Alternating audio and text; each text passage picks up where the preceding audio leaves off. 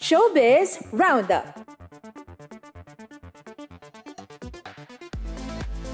Niyanig ng Don Bell Fever ang takilya matapos opisyal na hirangin ng pelikulang Tayo sa Wakas nina Donnie Pangilinan at Bel Mariano bilang may pinakamalaking opening day gross para sa isang lokal na pelikula ngayong taon.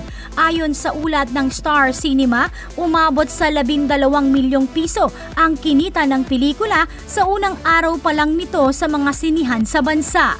Dahil dito, muling pinatunayan ng Don Bell na sila pa rin ang naghaharing blockbuster tandem ng bansa. Marami ang nagbigay ng magandang komento sa pelikula. Ayon sa mga nakapanood, mas lalong nag-level up ang galing sa pag-arte ni na Donnie at Bel. Nagpaabot din ng pagbati ang ilang kilalang artista na labis na humanga sa tagumpay ng dalawa. Baha naman ng emosyon at papuri sa social media mula sa mga netizen at kritiko na labis na humanga sa maturity at nag-aalab na chemistry ng dalawa sa screen.